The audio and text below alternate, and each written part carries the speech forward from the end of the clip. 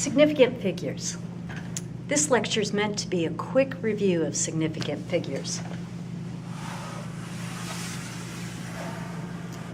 So first, a little reminder of numbers that have zeros in them. They tend to be difficult to determine how many of the digits are significant.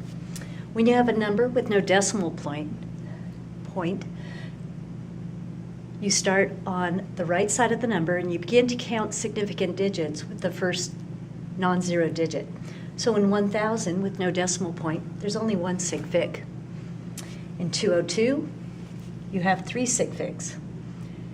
When a decimal point is present, start on the left side of the number, count with the first non-zero digit, and keep counting significant digits until you get to the end of the number.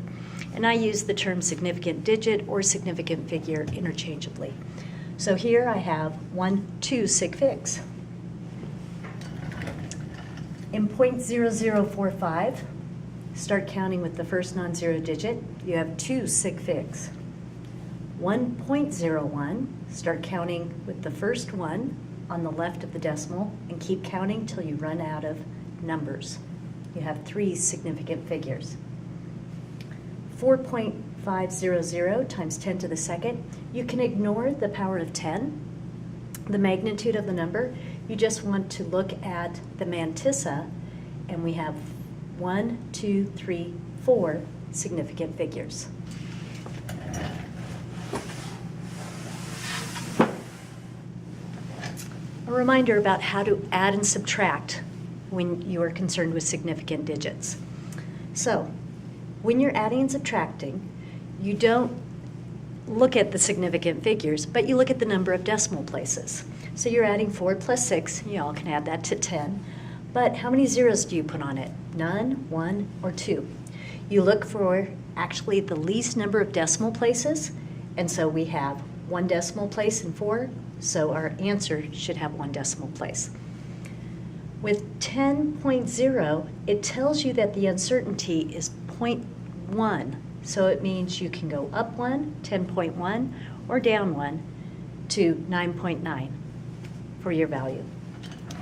Subtracting, I have 15.00 minus 2. We all know that's 13. The number of decimal places determines how you express your answer. 15 has 2 decimal places.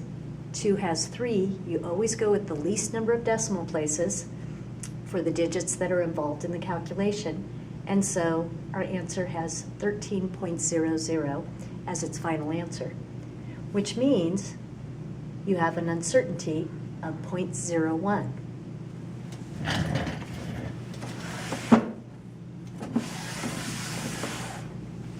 Multiplying and dividing with significant figures. Now you need to count how many significant digits are in your numbers. I have 2 times 2, but the first 2 has 2 decimal places, so 3 sig figs. The second 2 has 2 sig figs.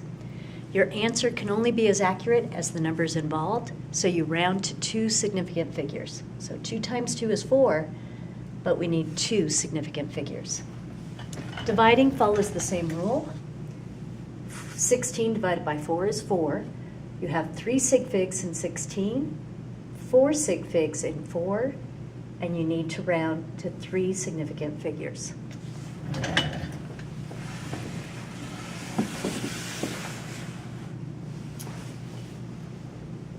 Zeros are very important when you're recording a number. We have scales at our school that read to 1 gram. Your accuracy is plus or minus 1 gram.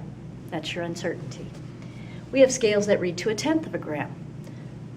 This has 2 sig figs, and its uncertainty is 1/10, plus or minus 0.1.